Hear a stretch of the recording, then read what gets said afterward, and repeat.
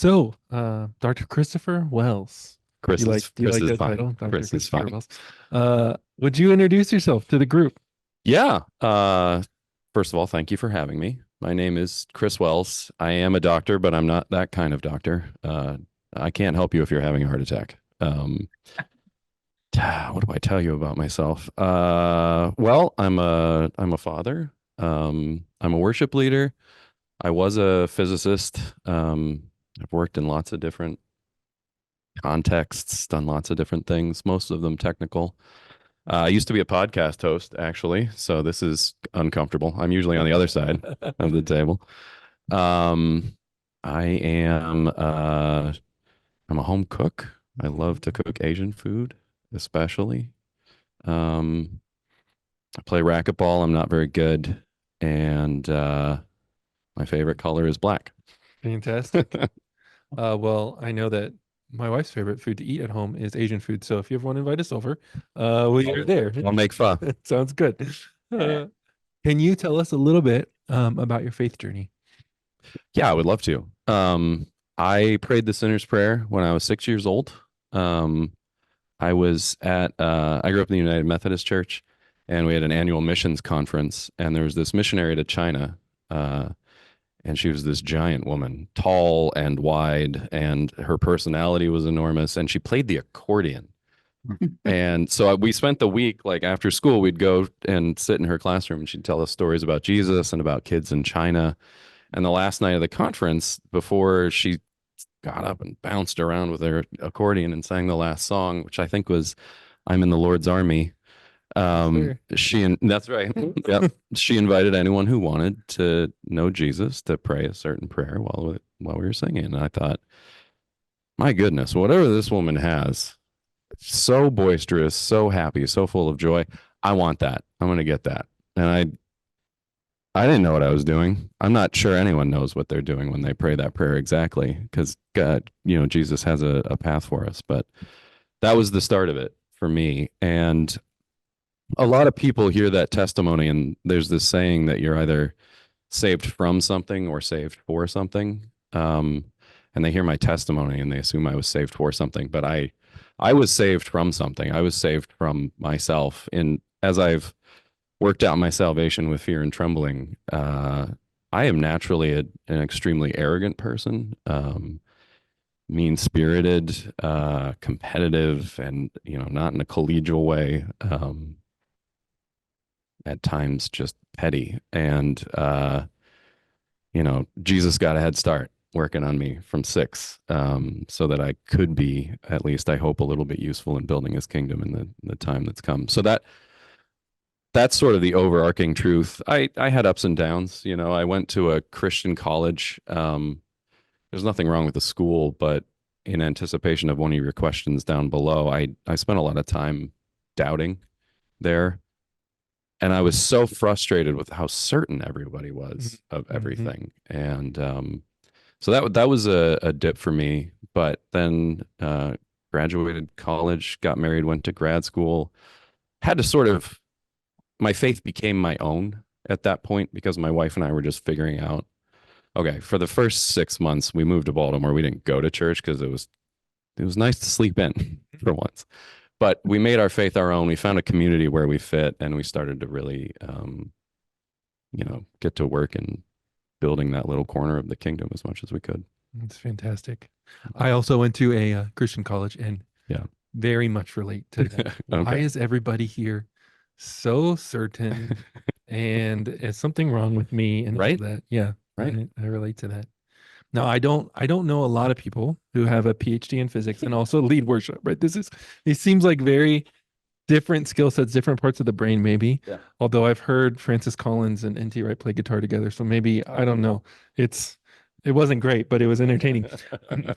How did you get into both science and music? Like, how does that work Yeah. for you? It's funny. I was going to say I don't know too many either, but my lead guitarist actually has a PhD in physics as well. So it's very FBC Ken. It's a weird place. There's both of them there. Yeah. Um, how did I get into both? I've always loved music. Um, my mom made me start taking piano lessons when I was 7, and I hated it. I absolutely hated it.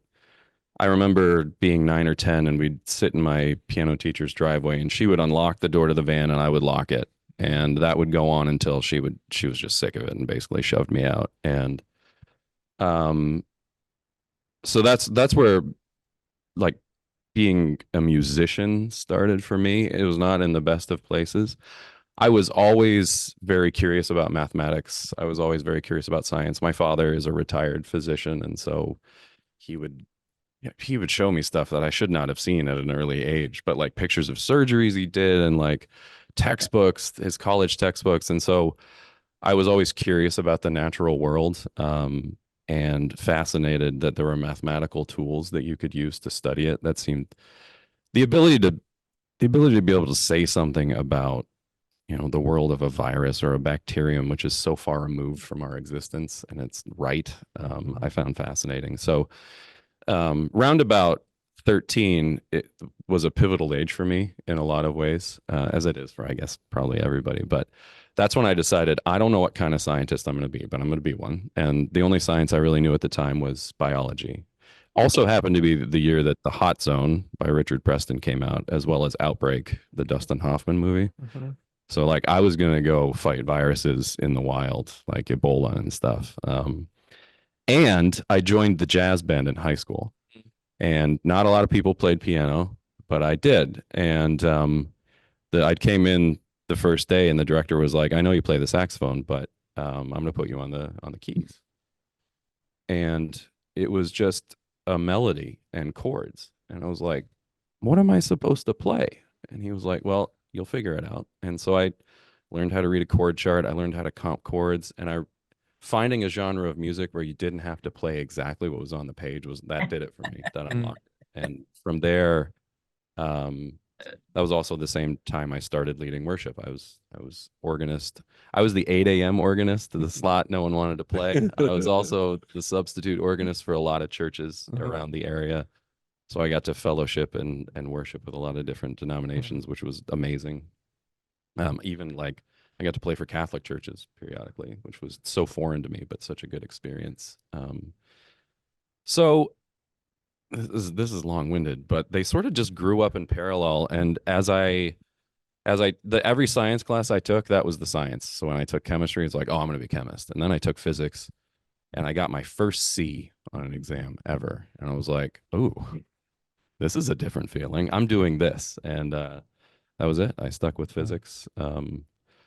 I didn't think I was smart enough to get a doctorate, but I just kept showing up, and no one kicked me out. So, Wow, so that's I neat. finished that, and yeah, and it's funny. Like I think part of the subtext of the question is there's like the left right brain Mm, thing, mm, right? mm, My discipline was theoretical high energy physics, which is chalk and slate calculations about how the universe might work if it had 5 dimensions or something, right?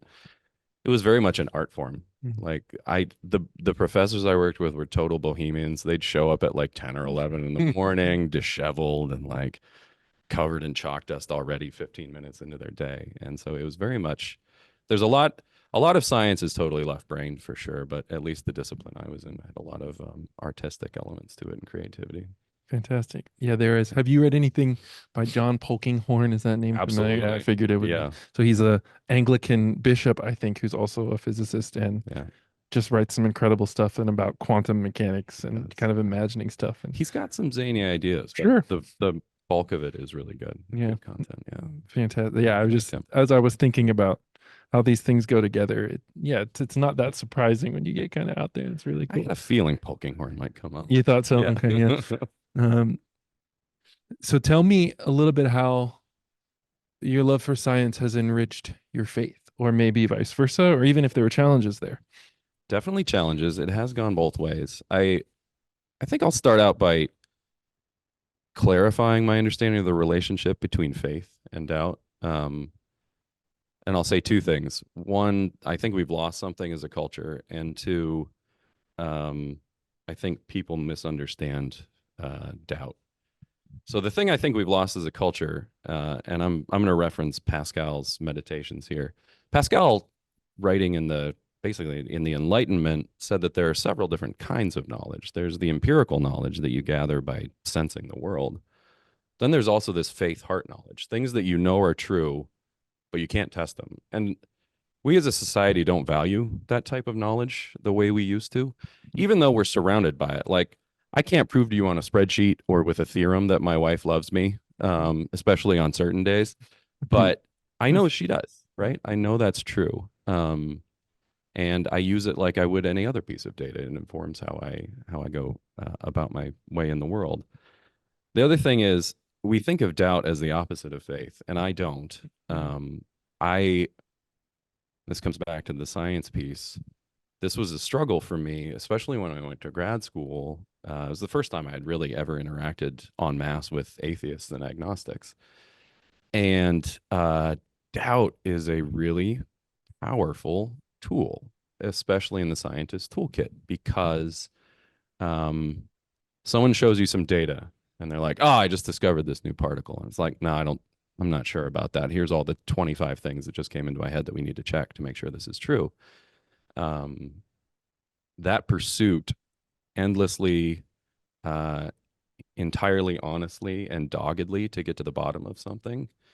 I used to think that was uh, that was an obstacle for faith in the sense that if you're doubting, you're not believing, you're not doing the right thing. And it was one day I had read the story and heard the story many times. I was reading about Thomas and his interaction with Jesus, and I was like, wait a second.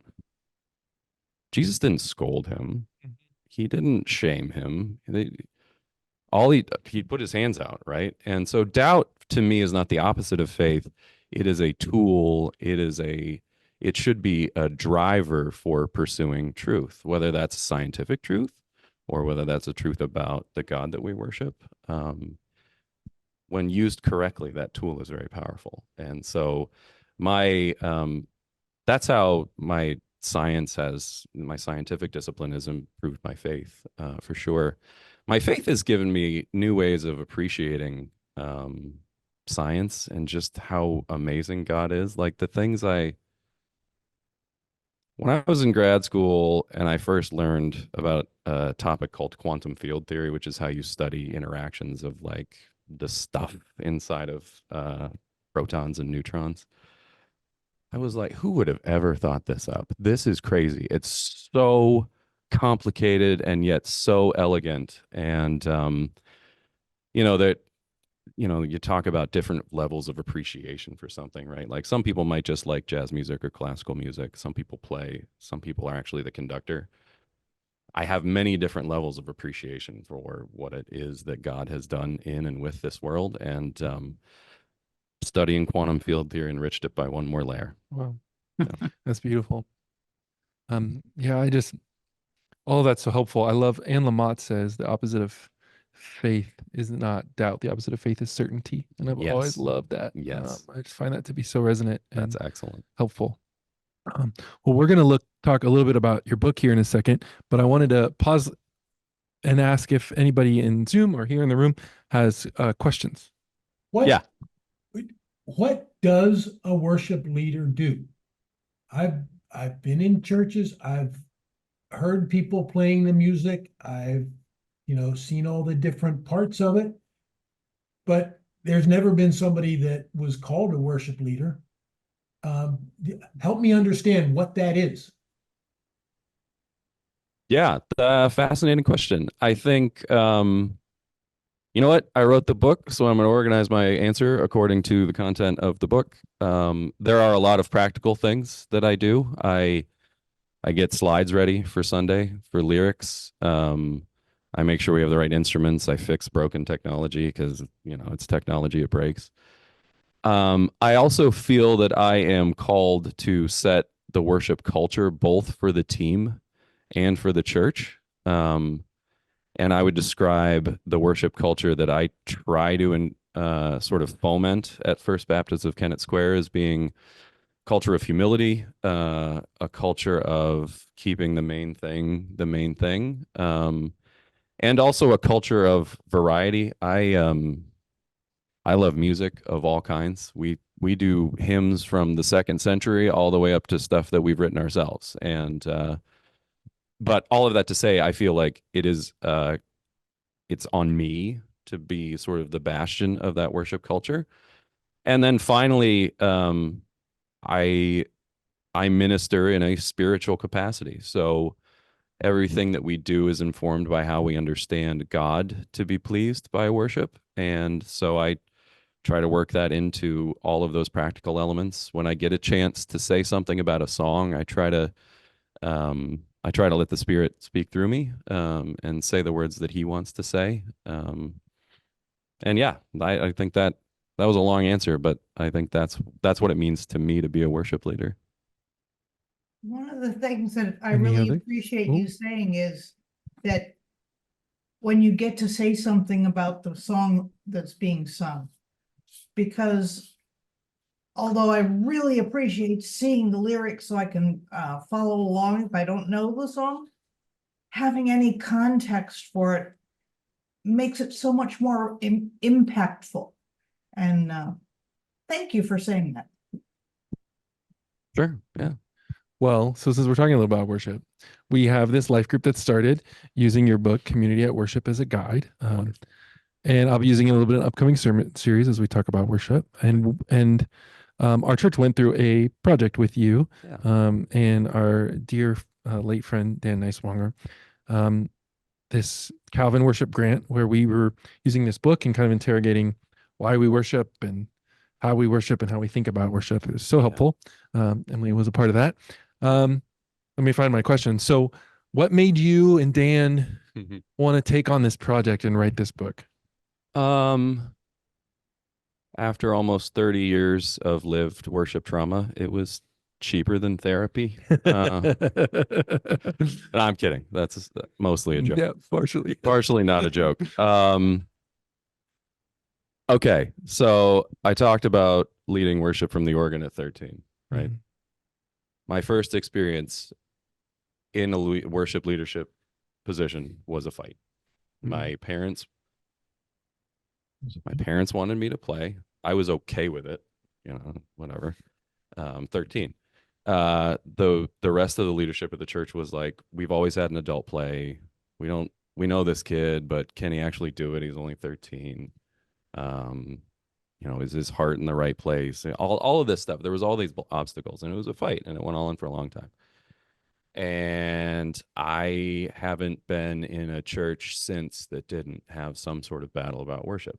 I like to say I'm a veteran of the worship wars. Yeah. And there are still border skirmishes going on Yeah. today. So I had reached this point. I've led worship at First Baptist Kennett for 12 years now. And I reached this point where we had steadily built up a team of musicians.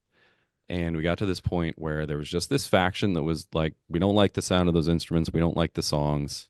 And I was in a leadership meeting.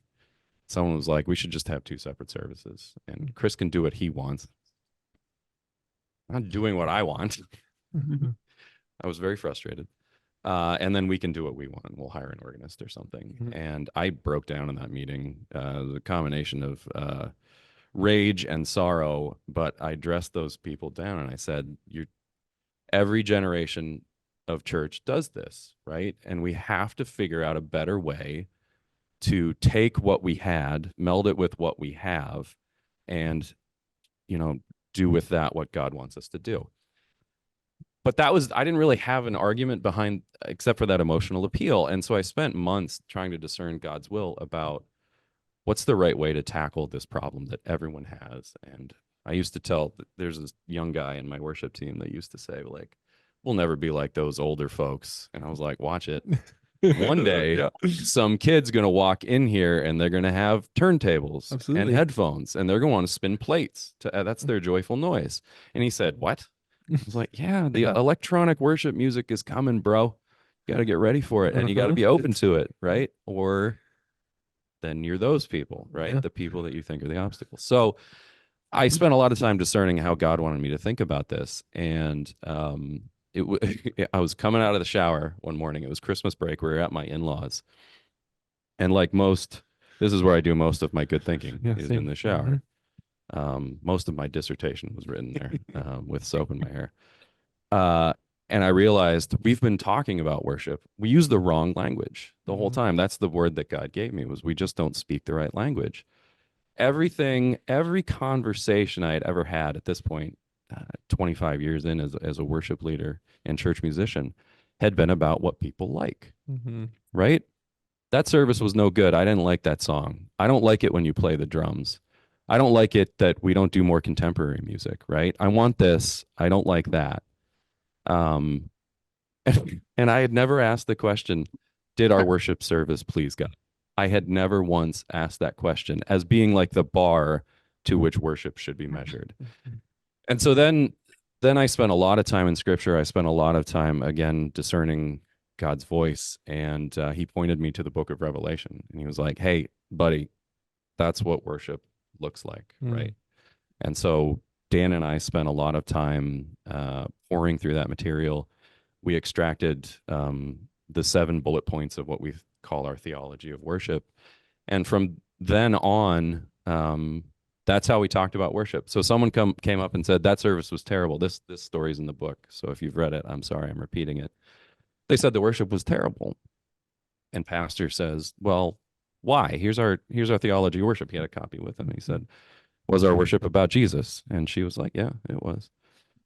Did it seem like our worship was work? And she said, "Well, the worship team was working, but I gave up at some point." And Okay. and she was, I appreciate the honesty.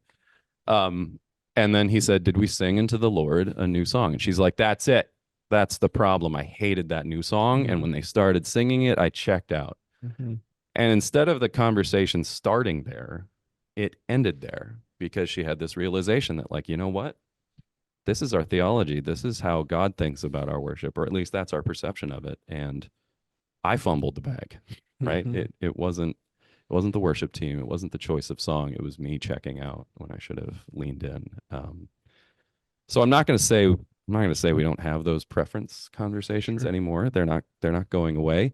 But now we have a toolkit for discipling people into thinking more deeply about worship and when it's good and when it's not, and what it should and could be.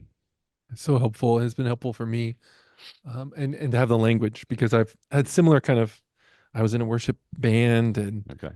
I, but I had that same kind of push and pull. One of the things I love about our church is, when I discovered, oh, we have an organist and this mostly very young praise band, and they're Yeah. both playing in the same service. That's I just awesome. love it. Yeah. When I was too old to have had this thought, but I went to this conference. It was a Christian community development conference, and they had worship. And at one point, there was like a worship flag dancing, Ooh. which I had like not been in a worship for. And they're like, "Please stand up." And I'm very introverted, and it was like, Yeah. "Do these motions." So like, I don't like this at all. And I was really convicted, Yeah. and I had this thought of like, and probably somebody said it at the conference, of like, every if everything in worship is exactly what you like, it's only going to be connecting with you. Then you're the point of the worship is you, Yeah. rather than God's kingdom, which is so diverse and beautiful and bigger than just us. So much bigger. And that's challenged me a lot to be like, okay, there should be something in every service that I don't like at all. And I won't say ever what it is if it Oh, happens, I but like that a there lot. should be, right, for There should all of be. us. Yeah. Because it might be really helping someone else connect. I have 2 follow-up comments. I knew a guy that no joke here. He was sure that the only music in heaven would be gospel. Like Mhm. I know people like 70s that, yeah. Gaither Mhm. gospel. Mhm. And I'm like, Right, yeah. buddy, there's going to be African drums, there's going to be heavy metal, and you can believe there's going to be hip hop in Yeah, heaven. absolutely. The other thing I was going to say is, like, can you imagine the ancient Israelites coming to the temple and be like, "Hey, I don't like all this lamb sacrifice. I'm bringing lizards next week. I like lizards." Yeah, right. No, this is stupid, but we do this, right? Yeah, Like, no, it's a we great don't treat insight. it the way we should. That's fantastic. So you described some of how this process has impacted the church. Tell me more, like how since then, how it's impacted how you've thought about worship and worship leadership and leading a worship team. Yeah. There's some really practical things. Like, we all go through our live stream every week and like critique the notes. Like, very sensitive to my own wrong notes, but I'll critique other stuff. I'll critique sound levels, and the rest of the team will do the same thing. since doing since really implementing this way of thinking about worship, we also critique ourselves on our 7 slogans. And so each member of the team owns a slogan. And if they feel like, that song we did, it's not really Jesus focused. And I think we should find a way to replace that song, right? Stuff like that. Very practical, keeps us sort of sharp and focused in the right direction. We've started to build it into our liturgy. Like we'll pick a song for each of the bullet points every week. So it's very front and center. Like you can see it's not just the worship team picking the songs that they like to do on a Sunday morning. Can I tell you, I hate the first Noel. I think it is the worst Christmas carol. It's a hot take. But Yeah. we'll circle back. Like, we do the songs that we feel fit with what God's trying to get across in worship. Like I said, it's changed a lot of conversations. It's been very freeing, honestly. So when we have an intentional interim right now, and when he came in, I was able to sit down with him and say, like, you can do your own thing. I'm not trying to put handcuffs on you in any way, but this is how we think about worship, and however we express it in the practical nuts and bolts pieces, whatever you want to change there, it all has to sort of square with our theology of worship. And so that I've never had a conversation like that with a pastor. I always just had wringing of my hands and like, what's he going to do? And how am I going to stop him? Right. So it's been very freeing. And one of the things that I love about having some younger folks in our worship team from time to time is they're going to take these ideas to the next church and hopefully become leaders that think deeply about worship in their context. Yeah, it's fantastic. For us, as we went through the project, we really discovered like, oh, we already have these. We just haven't applied them to worship. So we have these core values that the church poured time and energy into to develop, and they're beautiful. Yeah, they're on the wall over here. And we were like, oh, these are our worship norms. Yep. And so everything we do needs to fit under these values, because worship is way more than music, as we all know. Absolutely. And so like when we do staff evaluations, we don't evaluate like how many people came to your thing or whatever. It's like, did we do these values? Oh man. I'm That's like awesome. loving applying these things to all the ways we think about worship, and beyond just the songs we pick or how we sing or what order they are in the service. That does me so much good to hear you say that. Cool. It's been really helpful. You write a book and you're like, is anyone going to read this thing? And then Pastor Dan, I miss him so much. Yeah. He was just, he made things happen, and we got that Calvin grant. And I was like, I wrote for like $2 million in grants when I was an academic, and I didn't get a red cent. And he was prolific. He has a lot of grants. Yeah. And to see churches engage with it and see it was great sharing with other worship leaders, right? To hear the struggles that they're going through and the successes that they're having. And churches should work together more, period, whether it's worship focused or not. Yeah, that's fantastic. Chris, I thought that one of your comments was particularly important that churches should be working with one another, because sometimes churches are demographically just not sustainable anymore and they have to merge. And if you don't have a history of knowing who's around you, how can you possibly help one another? And it just seems like this particular way of establishing, as the Baptist Church of Westchester has done, what their worship is about, and then using it to talk with the next person and say, well, what do you have? And or do they match? Do they coalesce? Could we join forces? Does it make sense in that way? It's kind of an exciting way. It gives you a way of speaking that you just need the words. Absolutely. I think Jim was going to try to ask a question, but I just want to make one comment there. I led worship at a church in Baltimore when I was in grad school. I was at Johns Hopkins, and that church eventually closed. And I spent a lot of time just getting pummeled about the worship while I was there. It was a constant fight. And it turns out, and this is so often the case, worship is not the thing you're actually fighting about. It's like you're at the dinner table and you want to have the important conversation, but it's awkward. So you just make snide comments about the Mhm. mashed potatoes being too salty. The issue there was racism. They were a white community inside the Beltway in Baltimore. Most of the church didn't actually live inside the Beltway, Mhm. and the neighborhood around them turned black and Hispanic, and they wanted no part of that. Mm.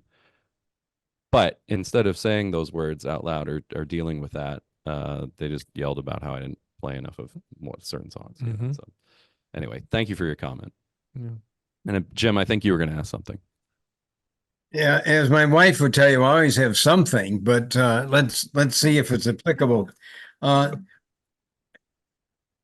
we have a group that's going through the book for 4 Sundays. Last Sunday was the first Sunday. As we look at this, Chris, I have not finished the book. How many years did you and Dan collaborate in such a way to produce these guidelines? That's a great question. I wrote the first draft of the theology of worship with Dan in 2016. And the plan actually was not to write a book initially. We were going to do a little bit of consulting for churches and just spend a weekend with a church, sort of do the process that we did at Calvin, but with like a much compressed time frame. But then Dan's cancer took a turn for the worse, and so we decided to write the book.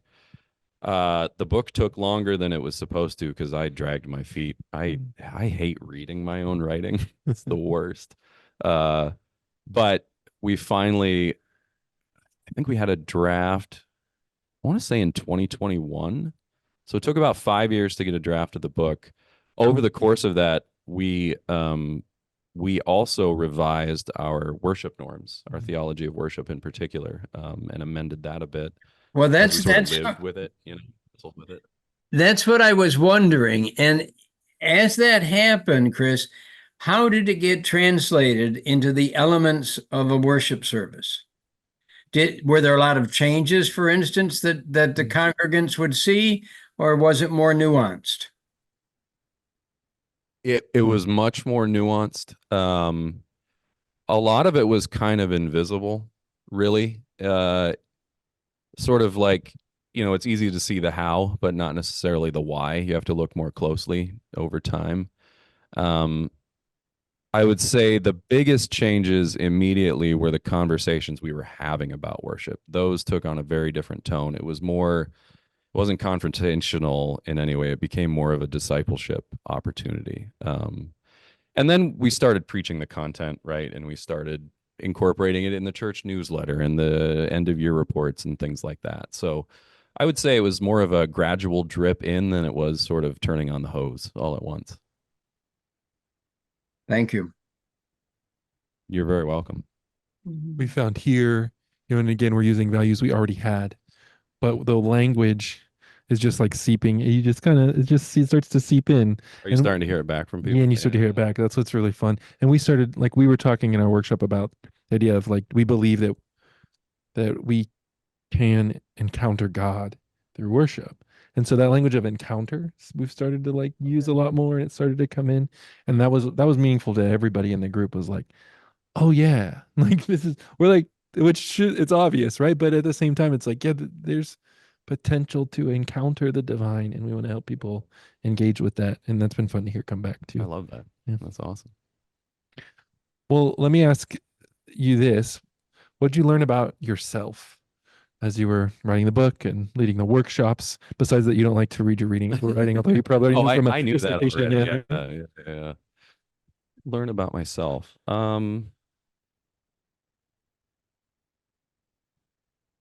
I came out of that first workshop we did, and I've been a professional consultant in a lot of different contexts, and I sort of thought this was going to go the same. I was so energized coming out of that room, in a way that I've never really felt in any professional context. And it got me thinking, like, what would it look like? Is there capacity? How could I do more of that?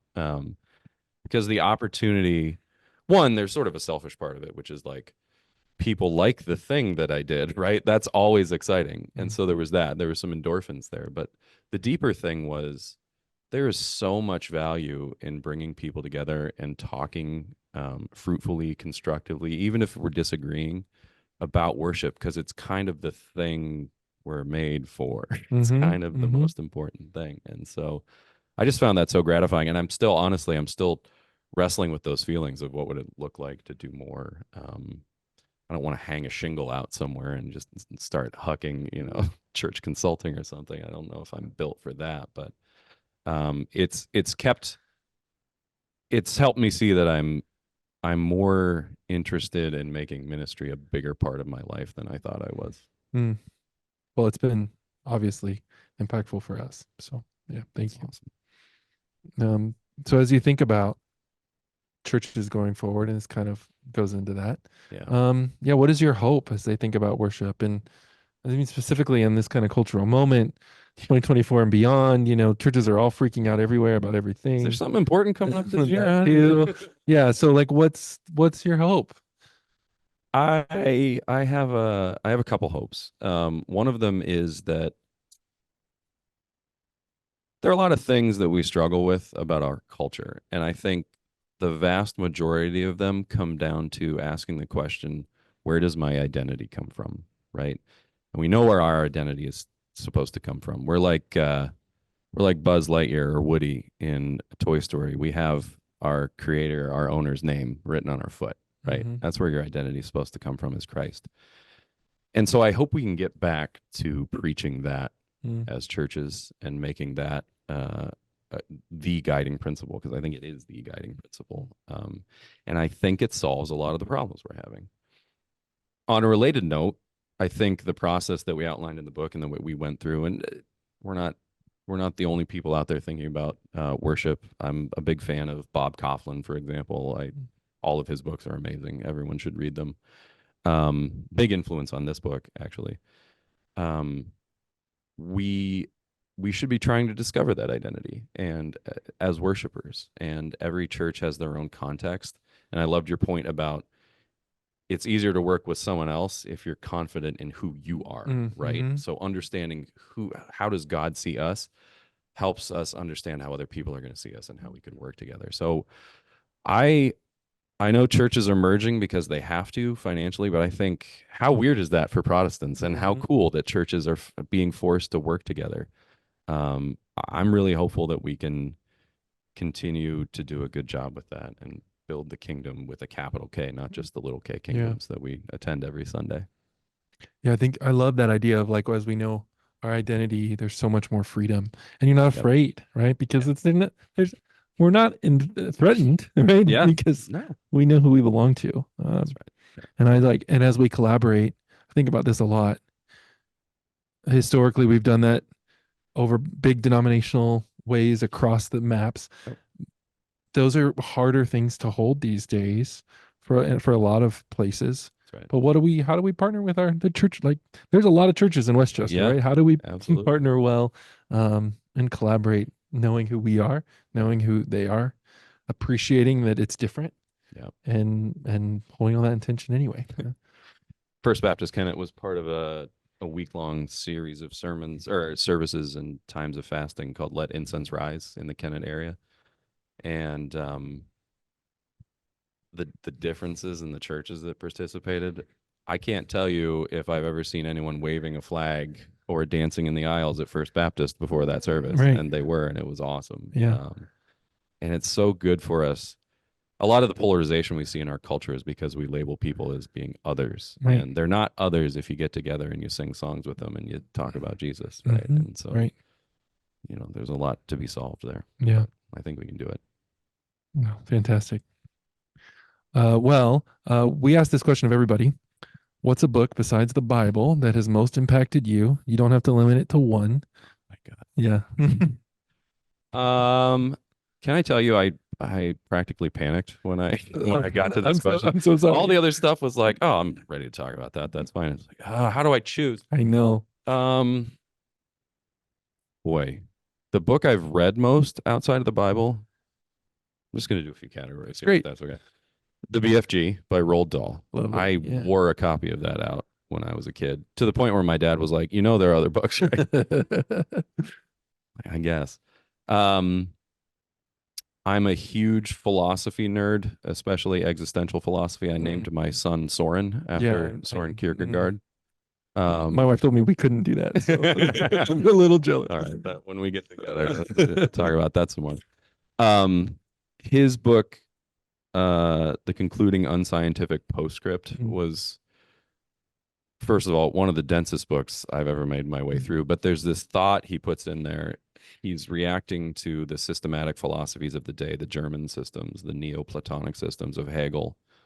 And he's to sort of paraphrase, it's like objective truth might exist, but you only get to experience it as a subject. You're part of it. You don't get that sort of bird's eye view. And so one of my favorite quotes is, the thing for me is to find a truth for which I can live and die. Right. And so that really changed my understanding of, it really informed my understanding of faith and how to interact with the world, and brought a lot of ideas together. I'm also a huge Nietzsche fan, but that's a whole other trip. And then I think in the nonfiction world, this is the hardest thing. I love literature. I was gonna say Cormac McCarthy's Blood Meridian. I think it's the best Western ever written. It's wonderful. Yeah, sorry. Yeah, I is love that right? that book so much. It's terrifyingly But dark, it's the book I want to go with in the fiction world is The Alchemist by Paulo Coelho. okay. It's just such a wonderful allegory for human existence, and I bought it at an airport. I was like, that's an interesting cover. I'm stupid. And I read it on this long flight I had to the West Coast, and I was weeping my eyes out. The people next to me must have, what is wrong with this dude? But that book was wonderful, and really helped me appreciate that sort of style of literature. Well, it's wonderful. Thank you. Of course. I'll make one comment. When you talked about Kierkegaard and that quote, there's a Rachel Held Evans quote where she said, like, Jesus is the thing I'm willing to be wrong about. And I just love that. That's the same idea of like, this is the beautiful, best thing, and I'm going to chase it, and it's whatever. This is, and I moved to it, and I can't resist it. And I just love that. Yeah. My oldest daughter's middle name is Simone, after Simone Weil. Oh, cool. The French Jewish philosopher of the 30s and 40s. She said something, she had a strange relationship with faith, but I believe she was a believer. She said, Christ actually prefers us to prefer truth to him, because if we follow truth long enough, we're going to find him. And so a lot of, I could go on for hours. This is a great conversation. Thank you for having me. A lot of the way I witness has changed nowadays, in that I don't necessarily put the truth in front of people right away. I just encourage them to stay open-minded. Yeah. Because they'll find him. The hound of heaven has never lost. Yeah, I mean, Jesus continually, I mean, in John, he's saying, come and see, right? He's not giving a bunch of arguments. He's come and see. Just come see, and it's so effective. Right. Doubt is the tool for better faith. So you mentioned The Alchemist, which I also love. Was not tracking with you on all the philosophy stuff. There's a line in The Alchemist where he's looking out at a sunrise, and he said, I could not have found God in the seminary. And he's looking out at this sunrise, right? Yeah. So you've been talking a lot about worship in the context of like music. I don't always connect through music. I am not musical. But every time I'm outside, like that is a way that I can always connect with God, right?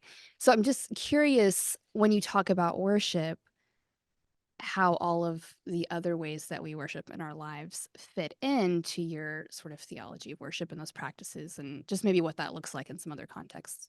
Yeah, I love that question. I've actually, every time I'm in a new worship context, I have taken on the practice of inviting people to worship the way that they worship. So you try to pick songs for a group, you try to pick scriptures for a group, and everybody has their own stuff, right? And so I started giving people permission explicitly to, like, if you just want to sit quietly, or you want to mouth the words, or you want to roll around on the floor, like, whatever the Spirit is leading you to.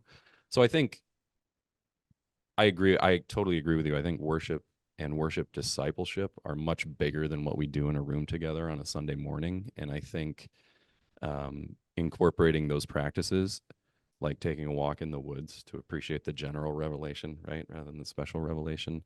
I started Christian mindfulness practices a few years ago when I was going through some tough mental health stuff, and that's become a part of how I worship is silence, right? And we don't usually think of worship as silent. So I think another distinction you're bringing to light is there's the corporate worship that we do as a body, right? Corpus, right? A body, and then there's individual worship, and we don't talk about that as much. And if I ever write a companion book to this one, it'd probably be about that. That's great. Thank you. There's a book by Gary Thomas called The Sacred Pathways, and it's like 9 pathways of different ways we might connect with God. And I love it. I gave Jim a copy. I don't know if he's going to use it for his course or not, but it's just, you do an inventory and it kind of reveals kind of where you connect. And I love leading that workshop with folks because for me, it's study. Like I connect to God in the languages and in big books. Okay. And I would feel guilty in school when people were like, well, if you're reading for homework, it doesn't count. Your spiritual formation. It's like, well, but I get way more out of that than the devotional that you say I'm supposed to read, right? And it's so freeing to know, like, oh, we're all wired differently, and that's not bad. We still are called to be corporate and gather and worship in ways and sometimes we don't like. Yeah. But then we have these other individual paths that are so helpful. Well, Chris, this has been a joy. Thank you for joining us for your work on the book, and how it has shaped our church, and we're just grateful for the friendship. Absolutely. How can we pray for you? How do you pray for me? Let me count the ways.